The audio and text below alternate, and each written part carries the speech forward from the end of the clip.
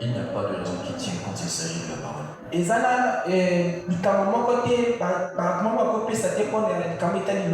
Non, mais il n'y a pas de raison qui peut être donnée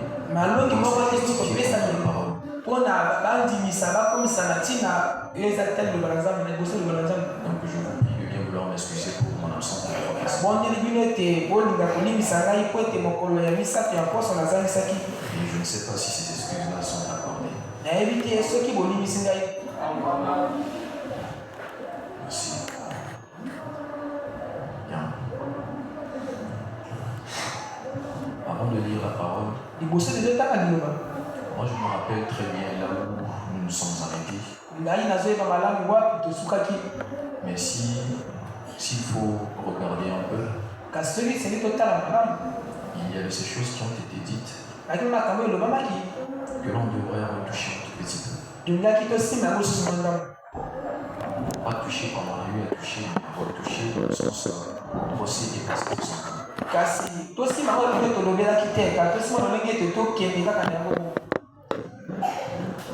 On va passer de peur que l'on aille directement. C'est mieux de prendre directement la parole d'abord. Comme ça, on pourra dire tout ce qu'il faut après.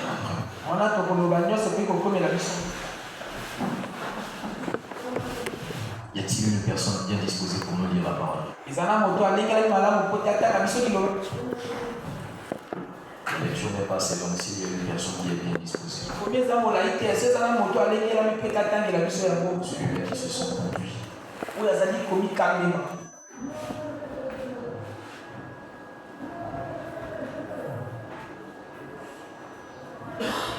Toute écriture est inspirée de Dieu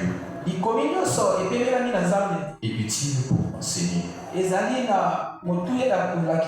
pour convaincre, pour corriger, pour instruire dans la justice. On peut s'asseoir. Seigneur Jésus-Christ, notre Dieu de gloire,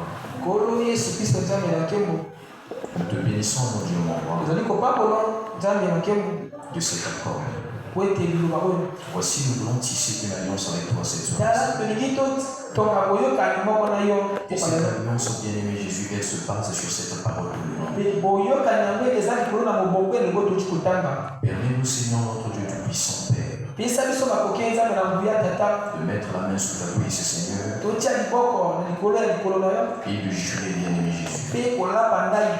Ainsi, mon Dieu, mon roi, Père éternel, nous devrons accomplir ce pourquoi tu nous as promis. Nous te prions, Seigneur le Père, au nom de Jésus-Christ. Amen.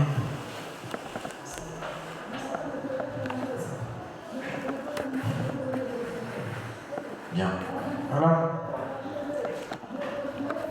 La fois passée, ça c'est quelque chose que moi-même j'ai pu remarquer. Et ça peut toutefois être comme une question. Et parce que quand on est parti, cette question n'a pas été vraiment posée. Et cette réponse n'a pas vraiment été donnée ici. Voilà pourquoi je reviens sur ça. Ne vous inquiétez pas, ça ne fait rien juste. Nous avons dit que le Nouveau Testament, plutôt je veux dire l'Ancien Testament, le Tanakh a considéré chez les Juifs avec 24 livres. Lesquels se rappellent que nous avons eu à dire ça ici. On avait dit que ça avait 24 livres. Maintenant, regardez là où la question se pose. Nous avons affirmé c'est cette même-là que nous aussi nous avons.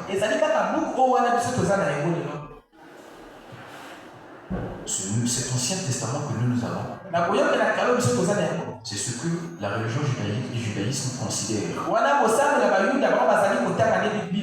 Mais chez eux là-bas, c'est 24 livres. Chez nous ici, le Nouveau Testament a 27 livres. Donc, ce qui veut dire, dans notre Ancien Testament, nous avons 39 livres. Ce qui nous fait 66 livres de la Bible. On avait beaucoup parlé des 66 livres. On avait beaucoup parlé des 66 livres. Maintenant, la question qui se pose, si ce même Ancien Testament que les Juifs considèrent est le même que celui que nous considérons. Mais pourquoi il n'y a pas ce même nombre de livres? Parce que chez eux là-bas c'est 24, mais chez nous ici c'est 39.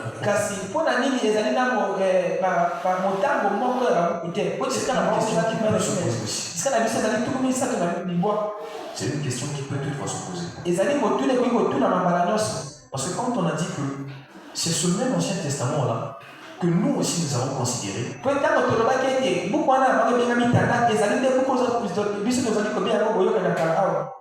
si nous pouvons prendre les 24 livres et faire ça plus les 27, ça ne nous donne pas 66 livres. C'est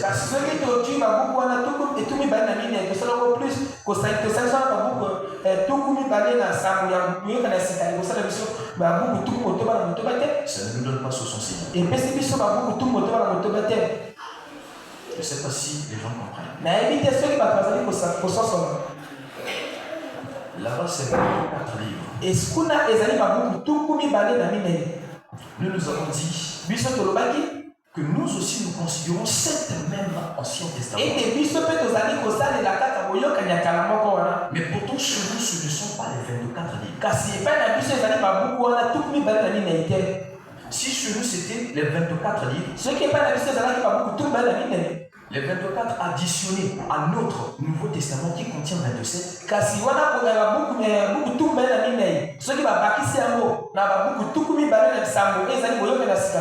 ne nous donne pas 66. Je ne sais pas si Amen. Je ne sais pas si l'Église comprend. Maintenant, la réponse est celle-ci. Je maintiens toujours cette affirmation pour dire que c'est la même chose. Cet Ancien Testament que nous considérons est la même que le Tanakh des Juifs.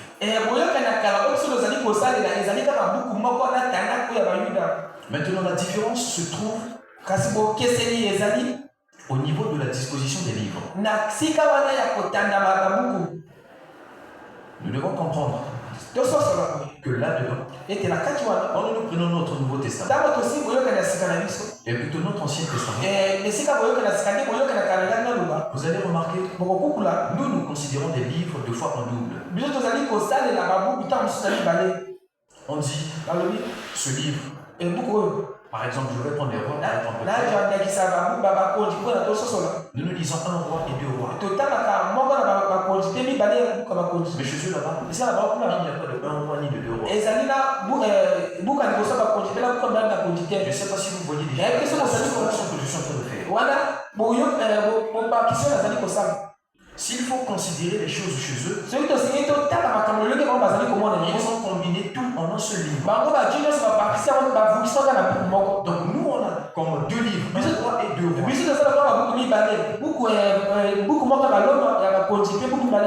Mais eux ils en ont qu'un seul. On parle des rois tout simplement. C'est fini. Mais nous on considère les deux un et deux. Je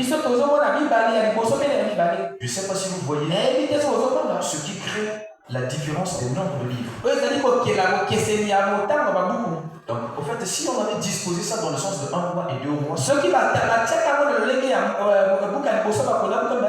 c'était pour faciliter un peu l'explicitité de la Bible.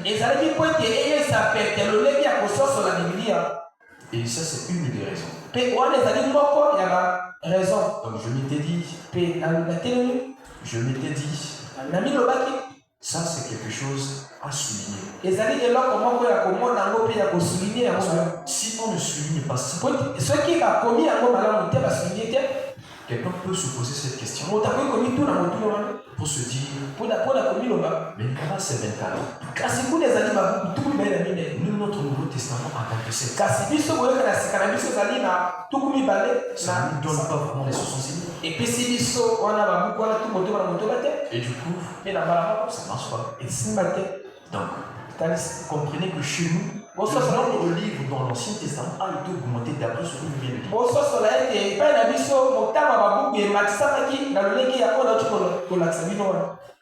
Je ne sais pas si l'église a été.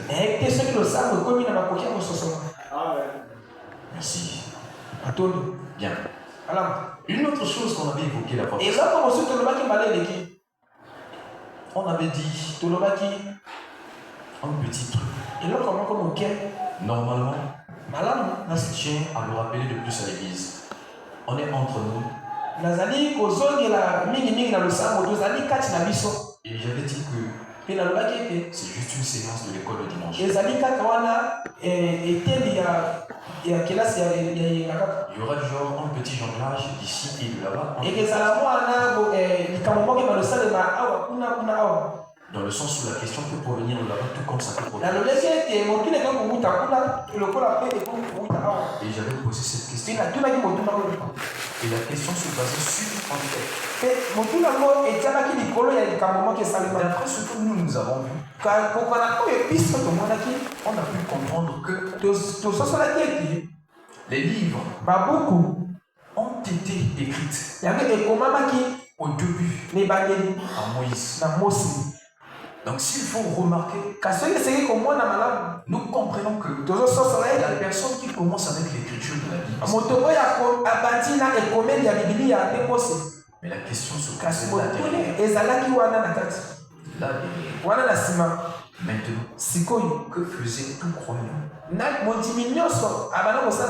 Ceux-là qui venaient avant Moïse. Ça, c'est la question que moi je pose. Et la question, je l'avais déjà posée normalement. Aujourd'hui, normalement, ça aurait dû être juste la réponse. C'est quand Moïse est arrivé que nous avons maintenant les 5 livres de Moïse qui font ce que nous appelons par la loi.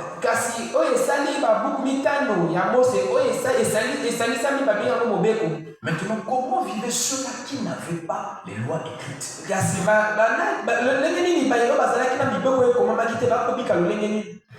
Quelle était leur référence? Parce que nous avons aussi dit que la Bible est notre référence. Ils se référaient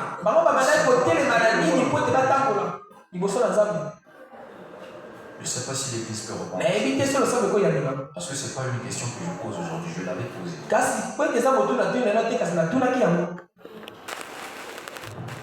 Bien. Si, il y a une personne qui veut te dire.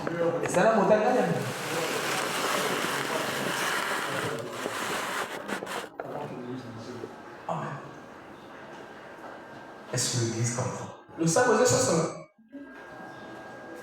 D'autres personnes se disent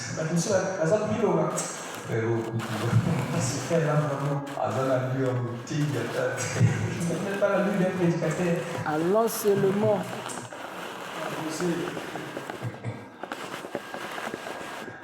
Un gros doigt. Ça fait rire.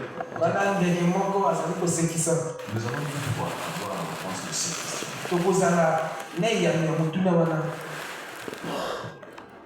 Lesquels, d'après le peu que nous avons déjà eu, ont déjà cette capacité de savoir quel genre de Bible avoir, si un de ces jours ils pouvaient partir s'acheter une Bible. Est-ce que les gens sont déjà capables pour ça?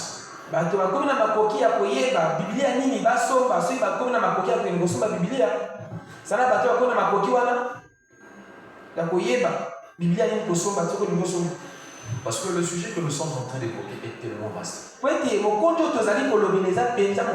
Est très vaste. Le temps qui nous reste là, d'avoir pour les promesses faites, elles ne seront pas réalisées comme telles. Non. Voilà pourquoi on doit avancer. Mais pour C'est un vrai secteur qui est liboso. Kasi pour la qui est liboso. les gens devraient comprendre. Bah t'es là qui passe sur. Voilà pourquoi je pose cette question. C'est Qui la aujourd'hui qui non n'a de l'homme. a cette capacité de savoir quel genre de Bible prendre quand il peut vouloir s'acheter une Bible? Aïe, azikomi na makoki ya koyeba Biblia nini asomba tanga komi na mbongo peta ke somba Biblia. Personne. Moi côté. Si une personne, Ceux qui m'ont gazé, en parlant tout ce qui a été dit. kutala malamu nyose le mama qui n'a pas. Mais néanmoins, Kasi on va avancer un tout petit peu. Aujourd'hui, moi j'avais voulu que l'on se pose une question. Et cette question, c'est pas celle que je viens de poser. Elle est celle-ci. Comment lire la Bible? La fois passée, quand on a évoqué beaucoup de choses, vous avez remarqué l'affirmation, c'était quoi?